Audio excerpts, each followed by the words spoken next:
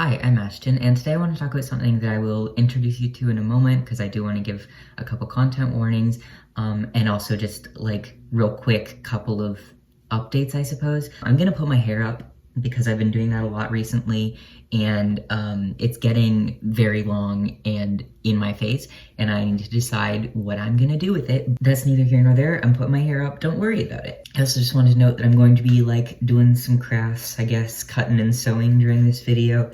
Not because it's a baptism party, not because I'm showing you how to do a DIY, just because I need to keep my hands busy while I'm talking about this, because it's not something that's easy really for me to talk about. And last thing I wanted to say before I really get into this is just that I know it's been a while since I've uploaded. I'm sorry about that. My computer broke at the same time that I had at least one thing due every single day of the week and was in the middle of midterms. Probably needless to say, that was not a good experience for me. I don't think it would be a good experience for anyone, and I simply could not create videos because my laptop was out of commission, so I'm getting it fixed. All of that aside, today I want to talk about Calvin Garrah, and that's not something that I talk about a lot. I say that like he's not a person. He's a person. He might see this, he's seen my videos before, which is something I'm going to talk about. Really what prompted this is a video that Brennen Beckwith made, and I would suggest that you go watch that before you watch this one, just for the context of it. I'm going to be linking it in the description, it'll be the first link down there. Brennen Beckwith is someone who has also been impacted by Calvin, and they made like a 40-minute video dissecting it and the way that it impacted them, as well as like the context and just a lot of things that I would recommend you watch before you watch this video, because that is the video that inspired this one. And the reason that I want to talk about Calvin Garrah's impact on me and just everything that has happened, I suppose, in the past is because the way they talked about it really made me feel things. And I'm sure you all know that I don't support or like Calvin, but I'm never outright about it. And I feel like I should be more outright about it because his videos in the past and the things that he said about me have hurt me. I just want to talk about the way that his rhetoric and his impact on the internet has influenced me. For similar reasons, I think that Brennen wants to talk about it. In my opinion, a part of why transmedicalism, which if you're not aware is the ideology very supported by Calvin Garrah and his circle,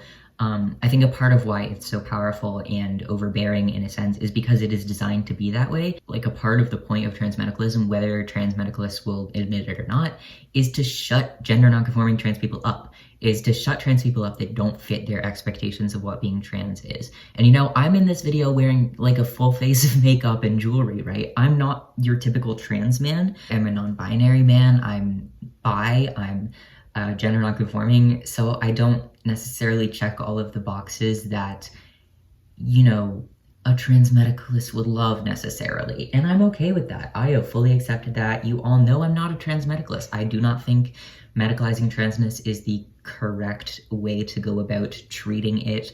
There's just a lot of base perceptions around transmedicalism that I really strongly disagree with on a base level. You all know that I'm like a political radical too, so this should not be a shock. If this is a shock, then like, hi, welcome. And I do like generally also just want to preface this discussion with, I'm going to be discussing transmedicalism, cyberbullying, harassment, fat phobia, transphobia, suicide baiting. I probably will not be going super in depth. I won't be talking about anything graphically. I just want to put that out there so you know I will be touching on those things and how they have impacted me and the way that Calvin sometimes perpetuates them. Hopefully by this point you've watched Brennen Beckwith's video on Calvin, so I don't need to give you too much context. But I don't remember the first time that Calvin talked about me. Like, I don't remember the first time that I knew he was aware of me, but I know it was early high school, I think, for me. And for context, I'm now a sophomore in college, so probably at least 4 years ago. I'm currently 19, so I was probably 14 or 15. I think he's about a year or less than a year older than me. I don't care enough to look up his birthday. I don't want to give him that traffic. So a lot of these things that I'm going to talk about, I don't have like a distinct timeline on, because a lot of them either happened quite a while ago or they're things that I've like actively tried to not think about and or block out of my memory. Whether that's healthy or not is a different discussion, but so, you know, if I say something happened like maybe 3 years ago and it actually happened 4 years ago, I'm sorry. You can point it out if you want, but that's really not the point. So I guess I just wanted to say that because this discussion is not necessarily going to be chronological. Like, I don't have an incredibly wonderful memory of specifically when all this happened. One of the first times that I remember having an interaction with Calvin is when I made a video about transgenders. It was Patches and Parley. It was very chill. Like, I was not confrontational in that video from what I remember. My point was simply something that I've said time and time again, something that I've said before, something that I'll probably say again. Just that, hey, there is no good reason to tell other trans people that they're not trans because you don't understand their experiences. Like, I didn't make any big radical statement, I don't think. I just said something that I've said many, many times and will say many, many times again. It is not up to anybody to police anybody else's gender. I don't think it's productive, I don't think it's healthy, and I genuinely don't think it's something that should be done. At the end of the day, I don't think it matters what anybody thinks, because if you define yourself as trans, you're trans, and I'm not going to police that, and I don't think anybody else should be policing that. I don't think it's healthy, like, I don't think it's good, and it oftentimes leads to bullying targeted towards gender non-conforming people, non-binary people, and trans people that do not share a lot of experiences with other trans people. Like, I'm not here to have that argument again. I'm just giving the context of saying, in the first video that I remember that Calvin talked to me about, literally all I was saying is, hey, it's shitty to bully trans people because you don't think their experiences are valid. I just think that's a shitty thing to do. And that's what I said in that video.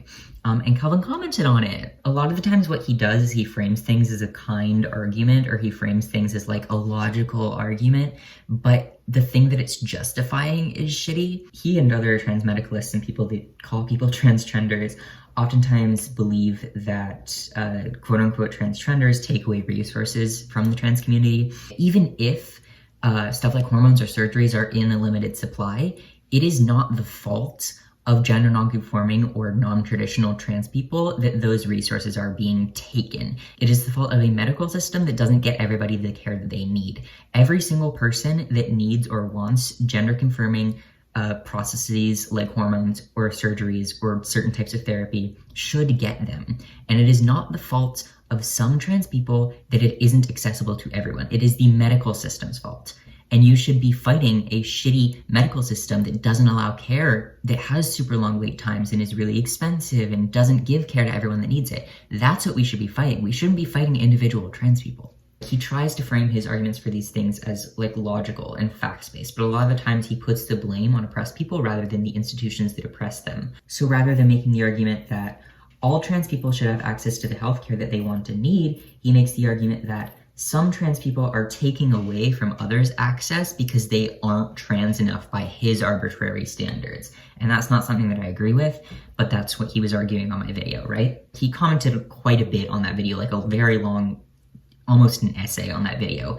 And I didn't care a lot. I didn't delete it. I think I replied to it, but I didn't care because his arguments are arguments that I have heard and thought through and disregarded time and time and time again, right? At the end of the day, I want literally everyone to have access to medical care, whether or not they are a traditional, like, form-fitting trans person, right? I want everybody to have access to medical care. I'm not going to gatekeep it based on whether or not you fit these specific white skinny trans mask standards of presentation. So I think I replied to that comment once and then I ignored it. I didn't delete it. He was not so kind. He posted a screenshot of my video on his like spam Insta account, which had, I believe at the time, at least 40 or 50,000 followers. And at the time of this video, I had maybe 10,000 subscribers. So already this man has a lot more reach than me, which isn't something that I've mentioned before, but there's a lot of power dynamics in the world, and I'm not saying that they don't exist, but online, a very significant one is the amount of reach that you have.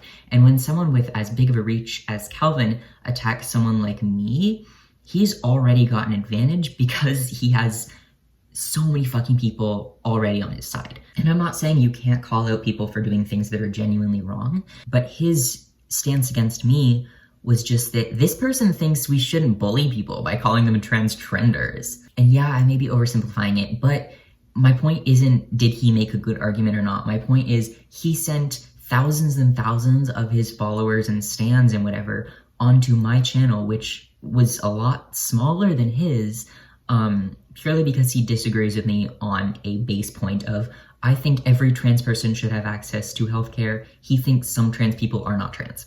he showed off like a screenshot of what he commented on my video on the Instagram post, and more people were flooding over to my video because it was obvious from his Instagram post what my video was. You know, the nicest thing they would say is that I was wrong. However, a lot of his fans said more harmful things. There were a lot of suicide baity comments that I deleted and didn't look at. There were a lot of comments calling me a transgender, which I don't really care about. There were a lot of comments calling me a faggot or a T-slur, which is less kind. And I'm not saying Calvin solicited that type of comment in any way. He outwardly was not hostile to me in that sense. But he should know that due to his presence online, he has a lot of followers that are more than willing to suicide bait me, that are more than willing to say shitty transphobic things in smaller trans creators' comment sections. Like, when you have a large internet platform, in my eyes, you should understand that that's a responsibility and that you have power with that. Whether or not he was calling me a faggot, a lot of his followers were. And I'm not saying that he's responsible for that. I'm just saying that I think it's important to be aware of what your followers have the power to do and the power that you hold by having a lot of people follow you. And at least at that time, he was not cognizant really of that power that he held. So whether or not that was his intention, I'm saying a lot of his followers were awful to me. And I have like a relatively thick skin, right? I've been suicide baited online since I was like 13, right? I'm fine. But what I'm less fine with is other people who are similar to me, gender non-conforming people, other non-binary trans people that watched that video that I made about transgenders and maybe felt empowered or like reassured by it, and then went to the comments and saw a bunch of people calling me a faggot, calling me a transgender, telling me that I would be better off dead. I don't want younger trans people that come to my channel for consolation, because I know a lot of people do, and see shit like that spewed in the comments.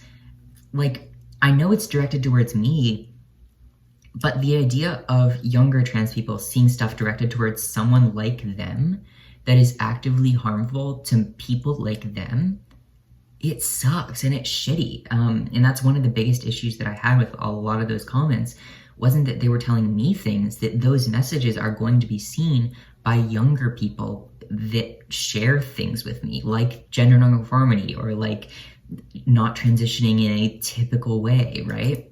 So that was the transgender thing. I'm gonna move on to something else. Again, I don't know if I am telling the story entirely chronologically, but there was another time on the internet where he told his followers, I believe in a video, that I have a T-slur voice. This is something that he said a lot. If you don't know what the T-slur is, I've got a book titled it on my shelf back there. It is a derogatory word for trans people and is most commonly used to target trans women. Therefore, I do not reclaim it. Many trans men do. I don't really have the jurisdiction to say whether or not that's all right. I choose to listen to a lot of trans women who say they are uncomfortable with trans men reclaiming it, and I don't reclaim it. However, Calvin does, and he does it jokingly oftentimes, and he uses it also to target other trans people, including myself. So I believe it was in a video, he said that I have a T-slur voice. I'm gonna call it the T voice, although he says the T-slur. And this is something that he says about a lot of trans masculine people that go on T. There's a bunch of different ways he's defined it over time, but it's typically like a higher voice that comes from the throat. As I'm sure a lot of you know, testosterone lowers your voice. It's different for everybody because every medical treatment is different for everybody, and every hormone is different for everybody. Shocking facts to some of you maybe, but Calvin decides that he has the authority to say whether or not a person's voice still sounds like a woman, and he associates this T voice with being a less valid trans person. I don't know if he's directly said this, but I've seen a lot of his followers say stuff like, oh, people get the T voice when they aren't real trans men because testosterone knows or whatever, which is obviously kind of a joke, but is still harmful because it perpetuates this idea of some trans people being real and some trans people being not real. And I've talked about being on testosterone online. I did start on a really, really low dose of T. I was on the internet before T started to change my voice, before T started to really physically impact me. A pretty common theme with, I would say more so Calvin's following than he himself, but also he himself, is speculating about others' medical procedures and health, which I don't think is a good thing to do generally. And I don't think that's a radical statement, but here we are. And something that he's attributed to giving people the T voice before is like not starting on a low enough dose or like going too quickly to a high dose, which could not be further from the truth for me. I started on a really, really low dose of T. You can go back in my transition videos to like see the actual dosage because I do talk about it. But like in my mind, it is ridiculous and invasive to speculate about someone's medical transition when you don't know jack shit about it, clearly. We've all heard of armchair psychiatrists, but have you heard of an armchair endocrinologist? Because that's Calvin. That's the joke. That's the joke I thought really hard about. You're welcome. As I literally just said, like testosterone and estrogen for that matter, like hormones impact everyone's bodies differently. And that's something that is very commonly discussed and something that every doctor tells you when you start hormones and when you talk about being on them. Like there is no one size fits all for taking T. And even though I started on a really low dose and built up really slowly over time, my voice still sounds like this. And if that means I have a T voice, I'm sorry, I don't fucking care. I've talked multiple times online before about being happy with my voice, feeling really empowered with the level that it's at. Like I really like where my voice is. I can feel it in my chest when I speak. I feel like it's a lot deeper than how it used to be. I'm very comfortable with my voice, and that's something I've been open about. Calvin thinks that he has the jurisdiction to decide whether or not it is a man's voice, to decide whether or not my testosterone levels are good, to decide whether or not any trans person was correctly put on testosterone. And it's invasive, it's oddly speculative, and not based on anything really. Generally, Calvin talks about transition in a way that it is one size fits all, and it's not. And with the whole T voice discussion, he talks about how this is a voice that happens to people who were not put on testosterone correctly. He makes himself sound like he has such authority over other people's bodies and other people's happinesses with their own voice, and specifically how testosterone has impacted them, which is just so fucking bad. There is no reason for people like him or him to think that they know what is going on with someone else's hormones. So if it wasn't obvious, I don't keep up with Calvin. Like I don't watch his videos, I don't follow him anywhere. But invariably, when he makes a video and mentions that I have a T-slur voice, at least like 15, 20 of his followers came to my channel, commented, you have a T-slur voice, your voice sounds like a T-slur. Testosterone isn't working for you, you sound awful, you sound like a faggot. Like, that's stuff that I got in my comments. And when an influx like that happens, it's not usually random. It's usually because someone said something, and when I heard the phrase T-slur voice, I was, of course, automatically like, I know Calvin says that, it was Calvin, and, you know, shockingly, he had mentioned me having a T-slur voice in the video, so that was shitty. That happened. And the thing is, like, similarly to the last thing I discussed, I have a relatively thick skin. I don't care that much if people tell me I have a T-slur voice. I care because a lot of younger trans people watch me, and a lot of other people who have similar voices to me, who have had similar experiences on T, who have a gay voice like I do, also watch my videos, and also are going to see those comments that call me slurs and tell me my voice sounds gay or like a T-slur or whatever, right? So sure, the comments stung to an extent, but at the end of the day, I don't really care. I just care that a lot of younger trans people who see me as someone who's been on T and someone who really likes their own voice, those people are going to see those comments and think, oh, other people don't see his voice as masculine. Generally on the internet, I get a lot of compliments on my voice, which is nice. People tell me it's calming, or that they would watch ASMR of me, or that my voice helps them calm down, right? And I appreciate that because I don't want to say I agree, but like I like knowing how high it used to be and feeling it in my chest and knowing that it's gotten deeper on testosterone. But when people who, you know, maybe are pre-T and look at me like, oh, this is someone who's on T, whose voice has gotten deeper and they like their voice, they're happy with their voice. When people see me like that and then go to my comment section and see people calling me a T-slur, they're gonna have those negative feelings about themselves. And if they look at me like, someday I'll go on T and someday I'll have a voice like him and someday I'll be happier like him, and then they see people calling me a faggot, because of my voice. Like, I just want to clarify that I'm not saying like I deserve to be a trans role model or anything. Or that like people look up to me. Like I don't want to come off like that. I just want to say that I know younger trans people will see older trans people and like see that as a future for themselves. And I think that's important, and I think that's something that needs to be protected. My intention online as a trans person isn't always 100% of the time to inspire younger trans people, but inevitably some younger trans people are going to see me and see me as a future for themselves. So when I get hate comments that call me slurs, I'm not so much worried about their impact on me. I'm worried about the people that look up to me inevitably. Like I'm not saying people look up to me, I need to protect them. I'm saying like as a trans person, this structure where I am a trans person who's surviving and living and happy, right? That's something that younger trans people need, I think. So it's not that I personally deserve this. It's just that some younger trans people do seek out older trans people that kind of can exist as like a future for them, right? And I know in some cases that's me. And similarly, again, to the last thing I talked about, Calvin didn't solicit these comments. He didn't tell people to go call me slurs, but people did anyway, because of this environment that he's created where trans people are not inherently accepted, where people are questioned when they're gender nonconforming, where people are hated upon because they're gender nonconforming or don't experience transness in the same way that he does. That environment, whether he like agrees with it or not, that causes people to come to his victims and say, you're shit, you're not really trans, your voice sounds bad, people like you also sound bad. Like that's an environment that he's created. And even if I see those comments and I'm able to laugh at them, I worry that younger trans people don't. Him saying that I have a T voice didn't really impact me a lot because I like my voice anyway and I don't really care what he thinks about it. However, I worry that it impacts other trans people, and that's kind of my point in this section. So the next thing I'm gonna kind of touch on pretty briefly, but I do want to mention it. This was when I was 17, so like at least 2 years ago. He made a comment about me probably having a daddy kink because I wear chokers. I wore a lot of chokers in 2017. I still wear a lot of chokers. It's an aspect of my style that I appreciate. I like the way I look in chokers, and I don't really care about Calvin's opinion on them because, not gonna lie, his style is incredibly boring and I think I look way cooler than him.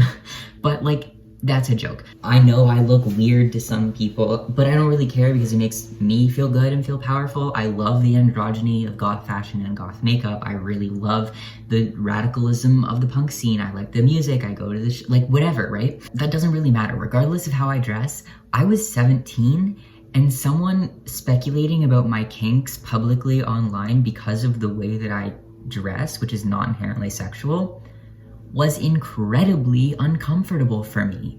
And I know it was a joke, but I was 17. I was a minor. I wasn't talking about sex, let alone BDSM, online. Whether or not he knew I was a minor, I don't really care. I was 17, and someone in a video saying that because of this one fashion decision that I make, I must have a daddy kink, is incredibly uncomfortable for me. You should not speculate about a minor's kinks. You shouldn't speculate about anyone's kinks, especially without their consent, especially based on a completely innocent fashion decision that they make. You know, I really thought that wasn't something I would have to disclaim or say, but apparently it is. So don't do that. Thanks. Okay, I have two more like major things to talk about, and these are the two biggest things. First, I want to talk about the fat phobia. So this is a section where content warning for discussion of eating disorders, right? I am someone who has struggled with disordered eating in the past. I have talked about it many times online, and it's something that I'm open about because I talk about mental health a lot. However, that doesn't mean people have the right to talk about my weight or talk about the way that I look. I guess I'm kind of talking about this out of order because this happened as a result of the next thing I'm going to talk about, but Calvin talked about my top surgery results online, and when I got top surgery, my stretch marks got like reddened, right? Because they were moving my skin around a lot. I had a revision. I have stretch marks pretty much on a lot of my body because my weight fluctuates a lot because of my disordered eating habits in the past. I'm not saying that Calvin is fat phobic. However, Brennen talks about this in their video, and again, I'm hoping you have watched that, but a lot of the people that he targets are not skinny. A lot of people in general that are not as accepted within binary trans spaces are bigger. I'm very much like between a good weight and fat. Like I don't know where I fit exactly. I have roles, right? I'm not traditionally skinny necessarily, but I also don't really have to deal with fat phobia in my day-to-day life. Calvin exposed my top surgery results, which we'll talk about in a moment, to an audience that has time and time again been exposed to content where fat people are being policed with their gender. Like, this is something that is a pattern. A lot of people that police other people's genders also talk about their weight. This is something that Brennen talked about in their video, which again, I hope you've watched. From what I remember, Calvin didn't really mention my weight, but a lot of people after that video talked about my weight and talked about my stretch marks. I'm comfy talking about my stretch marks online. Like I have stretch marks. I have them on my chest. They are white at this point. They blended into my skin, but like I mentioned, like when I had top surgery, they were kind of exacerbated because of all the movement of my tissue, and they turned pinky red for a while, right? And I had my shirt off in videos because I like to talk about my transition for many different reasons, whatever, but like, and I'm totally fine with people asking me about it because I don't think a lot of people talk about, hey, when you get top surgery, especially like me, if your skin's particularly stretchy, your stretch marks might come out again. Like, that's something that can change. I know quite a few fat people who've had top surgery and talked about the stretch marks, and that's something that I believe mentioned. I know I've answered a couple questions about it. Like, when people are saying it because they're also larger and they want to know, or because they're curious, that's totally fine. But what I'm saying is a lot of the people that knew who I was based on Calvin's videos talked about my stretch marks in a way that is not comfortable, or talked about my weight in a way that is not comfortable. There's this one specific time, I think the first time I posted like a shirtless picture on Instagram, which isn't something that I do like super frequently or whatever, right? But there was a commenter who followed Calvin and talked about my weight in a comment very explicitly. They said that I was too fat for top surgery. It looked like I still had boobs. I shouldn't have had surgery because I was stealing that opportunity from someone who really needed it, quote unquote. So I did delete it for reasons that I've already discussed, but I found a screenshot of the comment, and it says, lose some weight, that's disgusting. You get a super expensive surgery to be able to be shirtless, but you can't even simply eat less to look good with it. So that's good. On top of that, they also messaged me telling me various ways to kill myself, as well as multiple messages saying, eat less, you're too fat for this. So, you know, that's the situation. And this was ages ago now, but it's still something that it does genuinely sting. My weight is something that I was insecure about for a long time. I love my stretch marks now, but I wasn't always entirely accepting of them. And I don't know why people feel entitled to the numbers about my body, to comment on things that don't look like other people's. Like, yeah, I have hips and I have an ass. I'm sorry. I can't do anything about it. Like, this is again a thing that Calvin didn't himself do. He himself didn't really talk about my weight, but he has this community, he has this following that is used to people's gender presentations being critiqued, and oftentimes those people are not skinny.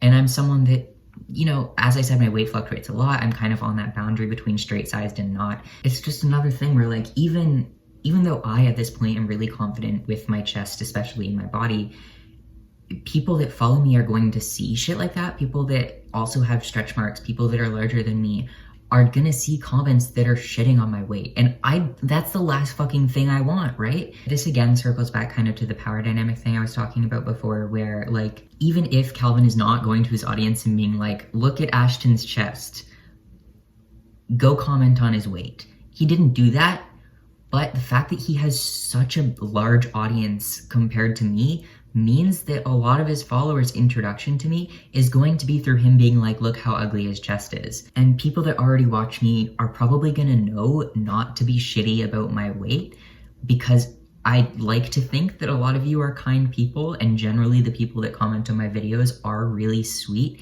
and aren't gonna call me fat in a derogatory way. But a lot of Calvin's viewers are simply not that kind.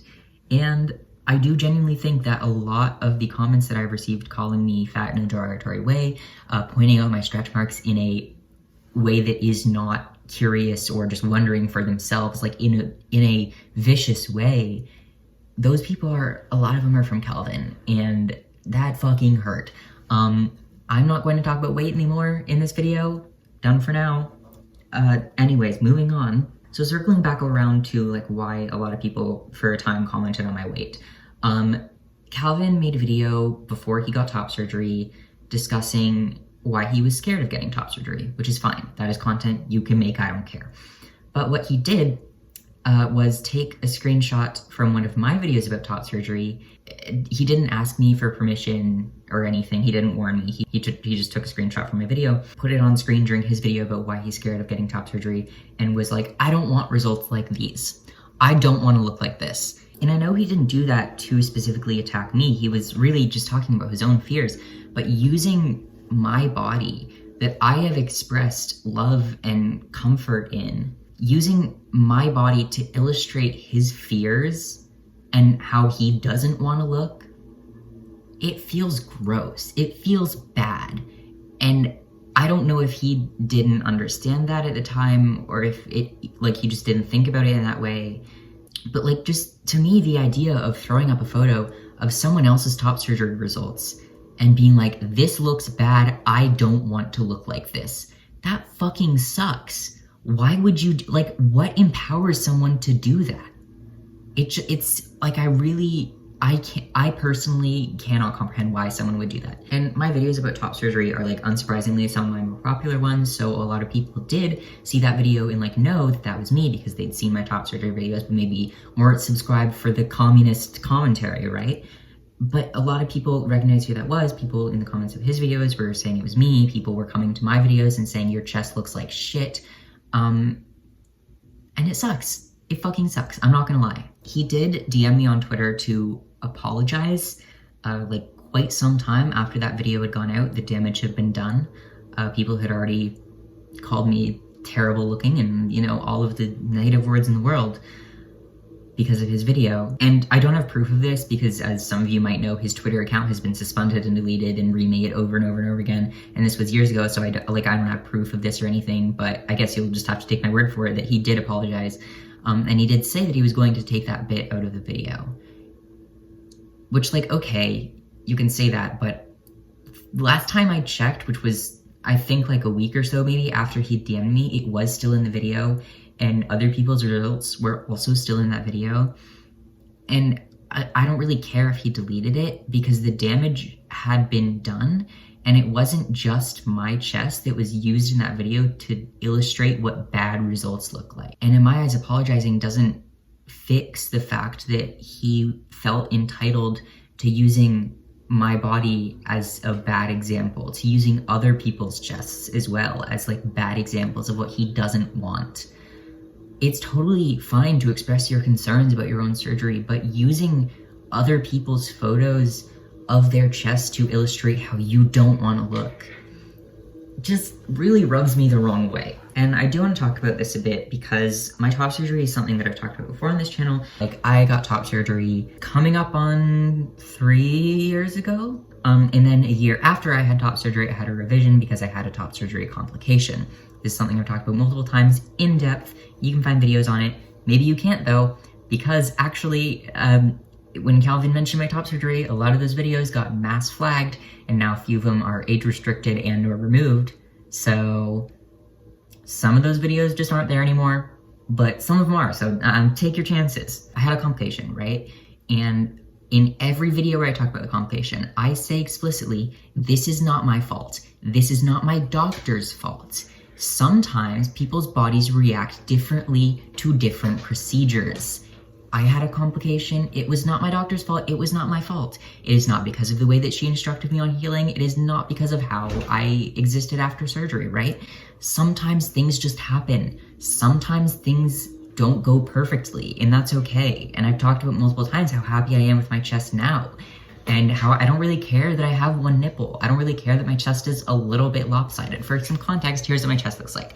I fucking love my chest. I love the way my chest looks. I'm so comfortable in it. I could cry. I love my chest. I'm very happy with how it looks. Regardless of me making a disclaimer in every video about how I like my chest, this complication was not the fault of anyone in particular. Sometimes bodies just react differently to different procedures. A lot of his followers told me how bad I looked. And a lot of people also decided that they knew more about my medical history than my doctors, than registered surgeons, than me. I live in my own body. I don't need his followers in my comments telling me, this is what went wrong, your doctor fucked up, never go back to that doctor. There was also a time 6 months ago when one of my videos got posted on, I think like 4chan, and a lot of transphobes came to my comments to tell me how bad it looked, but like, that was 6 months ago, and there were a lot of comments from before 6 months ago talking about my chest. Those comments were from trans people saying stuff like, I don't want to have top surgery now because yours looks so bad. People called me gross. People tell me I look like I have boobs. People told me that I would never recover, or that my doctor fucked up, or that I must have done something wrong. Regardless of what I say over and over again of, hey, complications can happen and it's something that you should be aware of and something that maybe you should be prepared for. I had a complication. It is through no fault of my own. It's something that I've made peace with, right? No matter how many times I disclaim that, inevitably people are in those comment sections saying that it looks like shit, saying that I look like shit. And it's not something that I really let impact me. Like I said, like I love my chest. But the fact that other trans people who have had top surgery, who have also had complications possibly, can go through the comments and see people telling me how bad I look, it feels bad. And the fact that those comments surged after Calvin talked about my results, like I know for a fact that a lot of the people who said negative things about my top surgery probably came from Calvin. And that sucks. I think the thing that bothers me the most isn't even really people saying negative things about my body. It's that people don't trust me and people take away my own agency about my body. People look at my videos where I say I love my chest and say, you must hate it. People look at my videos where I say, it's not my doctor's fault, sometimes complications happen, and say, your doctor fucked you up forever, you've ruined your body. People just don't take my word for it. People completely ignore what medical professionals have said and things that I know to be true about myself, and completely take away my agency. They look at my body and they think that it's theirs to comment on, it's theirs to decide how I must feel about it. I don't really care if people call me fat, I don't really care if people say that I look lopsided. I care that people take away my agency over my own body. I care that people feel entitled to how my chest looks and feel like they know better than I do the medical reasons for it. And again, he didn't pull up the photo and say, everyone go attack this person. He pulled up the photo and just said, I don't want to look like this. And the implication is in that, of course, is that my chest looked bad. And again, this isn't something that I'm pinning like directly onto him. I'm not saying that he said these things about me. I'm just saying that the nature of his content and the way that he polices others' identities and others' pronouns and others' bodies, it does create a following where those people are more than willing to go to the people he talks about and be even nastier than he is. And that's an issue. That's a fucking problem. I'm able to disregard it. I'm able to be happy with my size and with my chest, regardless of what people online say about me. I have an amazing in real life support system. I know so many trans people that I love and care about deeply, and I don't care what one internet trans medicalist says about me, right? But I do also know that younger people watch my videos, that others who are not as far along in their transition as I am watch my videos, and likely see those comments that are really degrading and take away the things that I say about myself and don't trust me and think that they know more than my doctors do. And it sucks. And at this point, I really don't want his apologies. I don't want anyone's apologies. I want people like him to leave me the fuck alone. It is not productive. It is not healthy. It is not good or kind or fair to police others' identities and bodies and pronouns because you think that your trans experience is the end all be all and should dictate everybody else's, because it absolutely should not. And you know, Calvin's impact on me and on a lot of trans people, I think, really hurt for a long time. And as Brennan talked about in his video, he's seeing more and more like the tide of online discourse turning away from Calvin and trans medicalism and people like him, which is really refreshing and good. But that doesn't erase the harm that it's caused. I want binary, cis-passing trans men to stop policing everybody else's gender because they think they have a monopoly on gender now. Brennan talks a lot in their video about how they closeted themselves and for a long time they were really scared of in real life trans spaces, because online there used to be, and to an extent there still is, right, a lot of discourse about who's trans and who's not and who's a trans trender, and a lot of that is centered around Calvin and the people that he attacked and attacks in his videos. The fact that it pushes people like Brennen away from in real life spaces is really fucking awful. As I said earlier, I'm really lucky to have an in real life support system and a community of so many trans people that I love and feel taken care of by, and, you know, exchange resources and have community, right? And that's something that I'm really lucky to have.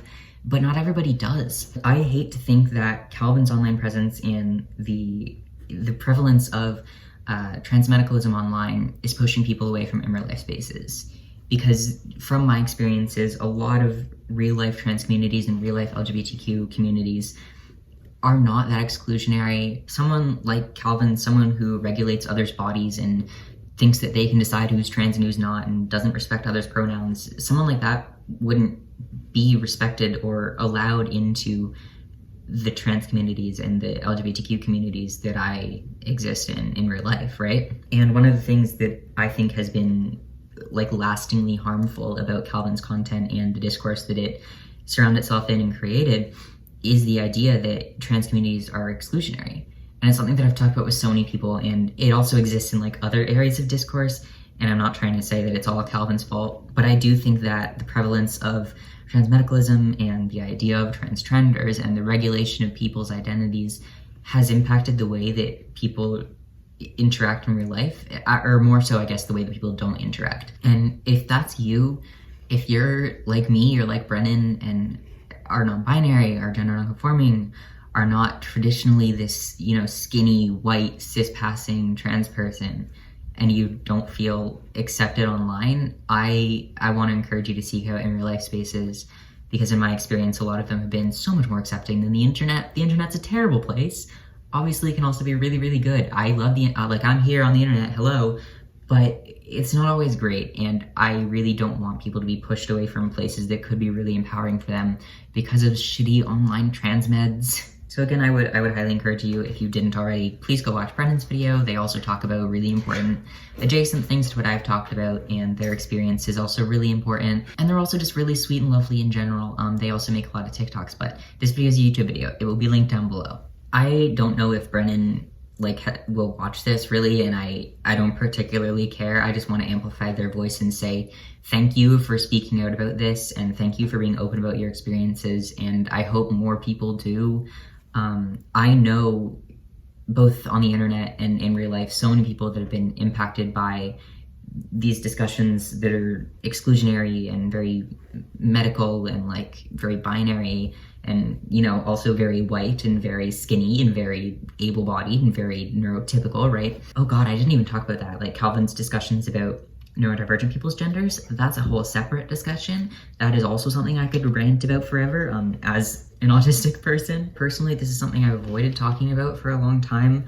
Not necessarily because I'm like scared or whatever, just because it's fucking hard to talk about, obviously, maybe, but it, you know, it really sucks that there are trans people on the internet that can make people feel like this, and that have the power to, you know, send dozens of their people to give me death threats. Another thing that I wanted to touch on, I think, is that I've gotten a lot of comments, like every time that I mention being against transmedicalism, or that I mention being non-binary, or that I mention that I support self-identification and self-empowerment, a lot of people will say like, oh, I watch both you and Calvin. And every time I'm like, you what? And I just want it to be real clear that I am staunchly against transmedicalism. I believe it is an ideology that is oftentimes steeped in racism and steeped in ableism and steeped in fat phobia, and like it's very connected to all of those things, and there is just nothing positive, productive, or helpful when it comes to policing other people's identities and misgendering people and deciding that you are the authority on transness. Transmedicalism actively harms so many fucking people, and I want you all to know, like, explicitly, that it is not something that I support. Please remember not to uncritically believe anybody, especially when they base a lot of their arguments on pushing down other people. This all felt pretty damn good to get off my chest, and I'm sorry if any of you have like heard these rants before or didn't know about this happening and see me differently now. But yeah, I guess I mostly wanted to make this video for other people that have also been impacted negatively by Calvin and his following, and also anyone who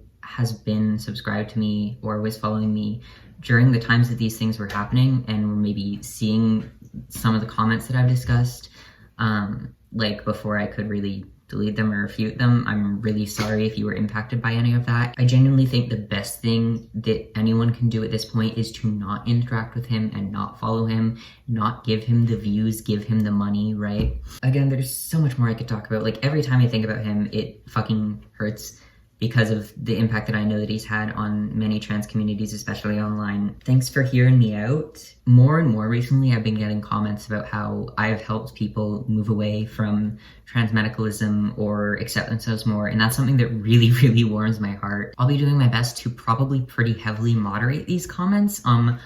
I don't know what type of a reaction this will get. I'm sorry if me like sewing while doing this was distracting or like difficult, or if there were like a lot of cuts, but I don't think I could have talked about this if I wasn't doing something with my hands to distract myself. So thank you for listening. Thank you for being patient. I'm sorry if this was a really long video, but please go watch Brennen's also, like if you haven't yet. It's wonderful. I am sorry if this was a bit of an intense video to come back with after not posting for so long. I think I talked about that at the beginning of this video. Genuinely don't remember, that was a while ago now for me. But if this video is up online, then my computer is fixed and I will hopefully be making more content soon enough. So goodbye, comrades. Please remember that nobody is allowed to define your gender except for you. And if someone maliciously misgenders you, tells you you're not trans because of the way you present or the way that you describe your experiences, they can eat shit. And I will talk to you later, maybe.